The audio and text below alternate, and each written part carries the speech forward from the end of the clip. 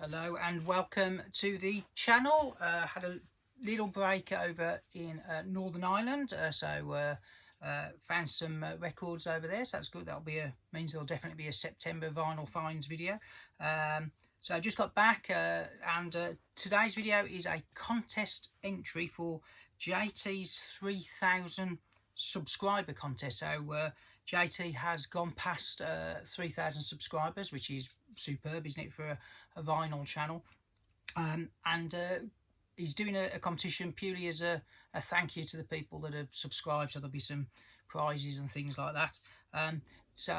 Good idea doing these competitions, because I'd not come across JT's channel before, so somebody else I followed had entered the competition, which is what led me to JT's channel. It's a nice channel actually. I've been watching some of his travel videos around San Francisco. I find some great records, so yeah, really good channel. Just shows you that my YouTube feed is full of right old rubbish at times, even though I mainly watch things connected to records and vinyl, and that channel never made it into my feed. So well done to JT for getting to 3,000 and doing this competition. So dead straightforward, 4 things to do. First one is make a video and share it. So if you're watching this, I've done that. Second one then is to shout out a vinyl community channel. So I'm going to shout out a channel that is a bit like a returning old friend. So when I first started watching YouTube with any kind of regularity, it was around the dreaded COVID time, when we all had more time on our hands and couldn't go anywhere. So one of the earliest channels I watched was Naz Nomad, who's got 3,000 plus subscribers himself, and he makes really good videos, but primarily around in Canada thrift store finds, and he finds some amazing records. But I'm shouting him out because he's just done a video, and that's the first one in 6 months. So I know he's on Instagram, so I know he was alive and well, but he took a little break, and he's dropped a video including an absolutely pristine copy of Metal Box by PIL. So in the tin can, so and he's got an absolute gem of a find there. So yeah, Naz Nomad, great channel, good to have you back, Naz. Hopefully it will be carrying on. Third element of the competition is to show 3 records with a food themed kind of connection. So I've watched 3 or 4 of these contest videos. As of yet, nobody's mentioned these records, so apologies if they are duplications, but I haven't seen a video with these in. So the first one I'm going to show, dead straightforward, this is Procol Harum, Exotic Birds and Fruit. I love Procol Harum. I think they're one of the most underrated 60s bands out there, and once you go past the Whiter Shade of Pale, they've made some absolutely phenomenal records. Salty Dogs, a brilliant album.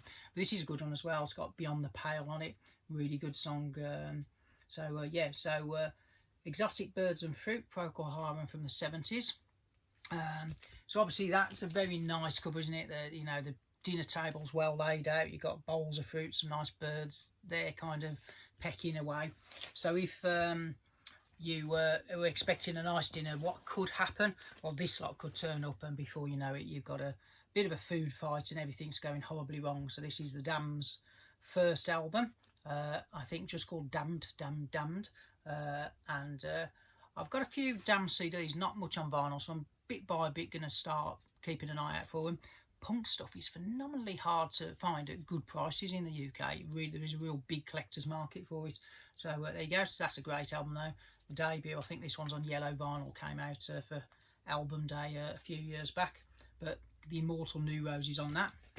So obviously these have turned up, trashed the restaurant, and that lovely dinner table is disaster.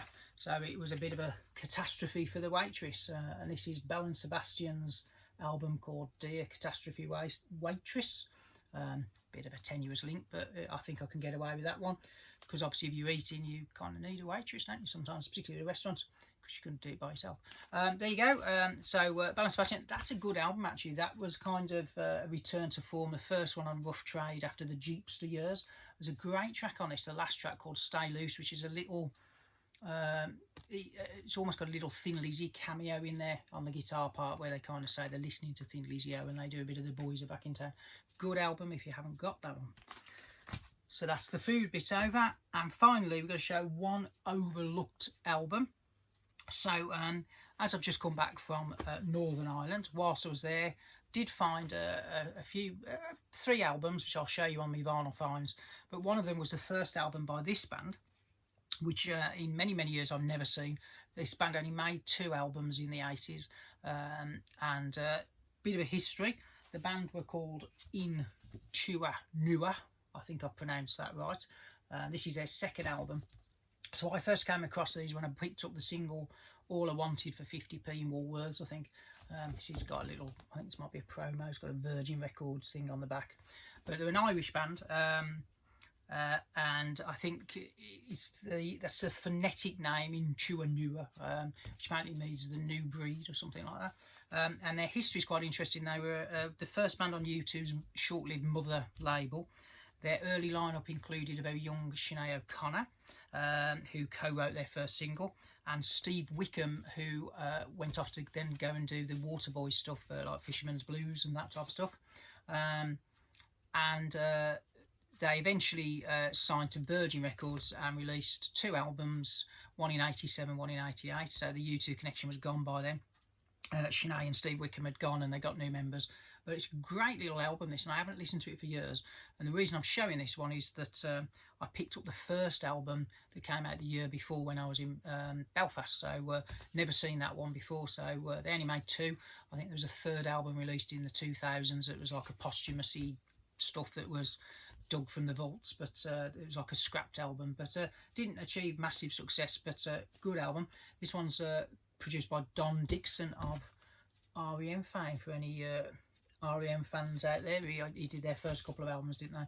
But a good album, actually, well worth listening to. I haven't listened to it for donkey's years, so I'm going to give that a play this week. And I think that's that. So thank you, JT, for doing your competition, and well done, because it has gained you a new subscriber, and thank you to JT for returning the reciprocating that arrangement. So I hope you're all well.